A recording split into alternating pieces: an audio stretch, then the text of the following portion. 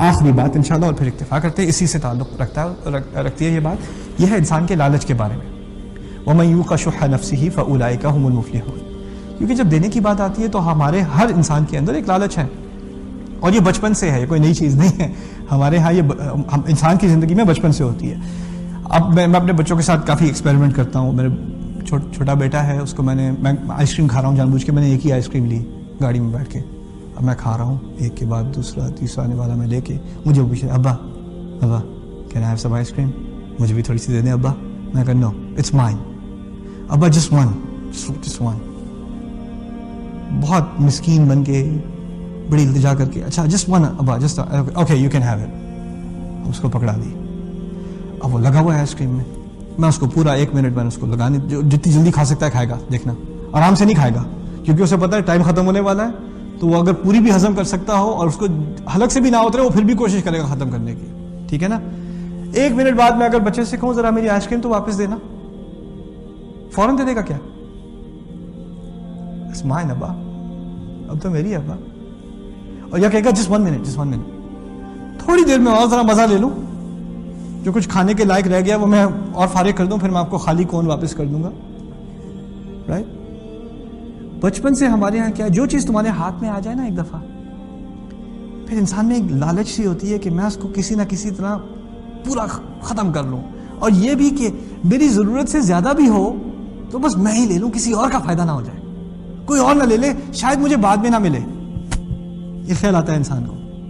انسان لائن میں کھڑا ہوگا کسی شادی میں، چکن کی بوٹیاں رکھی ہیں، پہلے پیچھے دیکھا کتنے لوگ ہیں یار، وہ تو بڑی لمبی لائن ہے، تو اگر میں نے ابھی 4-5 بوٹیاں نہیں ڈالی، کیونکہ بھوک تو مجھے 2 بوٹیوں کی ہے، لیکن کیا پتا بعد میں شاید 3-4 کی ضرورت پڑ جائے، تو جتنا ڈال سکتے ہو ڈالو، تاکہ 3 آدمی گزرنے کے بعد کچھ بچے ہی نہ، وہ باقی سب شوربہ کھا رہے ہیں اور آپ نے 5-6 بوٹیاں پھینک دیں.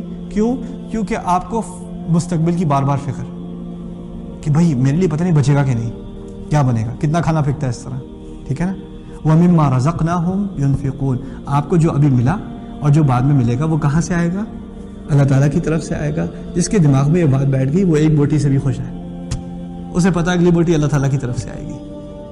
یعنی اس ایمان کا ظہور کسی شادی میں بھی ہو سکتا ہے، کسی بچے کے آئس کریم کھاتے ہوئے بھی ہو سکتا ہے. یہ صرف مسجد میں نہیں ہوگا، آپ کی زندگی میں یہ ذہنیت آ جائے گی، ایک سوچ آ جائے گی، ٹھیک ہے نا. ابھی میں بہت امپریس ہوا، ہماری کمپنی میں کسی کا انٹرویو تھا، ایک لڑکا اپلائی کر رہا تھا، بہت کوشش کر رہا ہے، 2-3 سال سے اپنا ریزیومے بھیج رہا ہے کہ مجھے کسی نہ کسی طرح بینہ میں جاب کرنی ہے، اور ہمارے پاس اوپننگ نہیں تھی. تو آخرکار اوپننگ اس کے لیے ہوئی، تو میں نے اس کو ہمارے پروڈکشن ڈائریکٹر سے اس نے کہا کہ جا کے اسے کال کرے، اسے انٹرویو کرے، بات کرنے کا. فائنلی اب 3 سال بعد اسے پہلی دفعہ ہماری طرف سے کال آ رہی ہے، اور وہ کہتا ہے کہ میری زندگی کا خواب ہے کہ میں یہاں کام کروں، میں ڈیلس موو ہونا چاہتا ہوں، میں یہ کرنا چاہتا ہوں، وہ کرنا چاہتا ہوں. بڑا یعنی بہت ہی یعنی جذبات سے بھرا ہوا ای میل، معلوم ہوتا ہے رو رہا تھا جب لکھ رہا تھا ای میل. اسے اب کال کی ہے، 1 منٹ کال کو ہوا ہے، کہتا ہے دیکھیں ابھی 1 منٹ میں اقامت ہونے والی ہے، میں آپ سے بعد میں بات کروں گا. میں اتنا امپریس ہوا اس لڑکے سے. اگر آپ کو جاب انٹرویو ہو، آپ باہر کھڑے ہیں، اب بشر کے باہر کھڑے ہیں، آپ کو جاب انٹرویو ہے، نماز شروع ہو گئی، آپ کے دماغ میں کیا کیا خیال آئیں گے؟ دیکھو دوسری جماعت بھی ہوتی ہے، عربی میں بہت لوگ ہوتے ہیں، پیچھے دوسری جماعت ہو جاتی ہے، ابھی بہت ٹائم ہے، یا دوسری رکعت مل جائے گی. انٹرویو نہیں چھوڑنا چاہیے. نماز تو ہمیشہ ہوتی ہے، انٹرویو ہمیشہ نہیں ہوتا.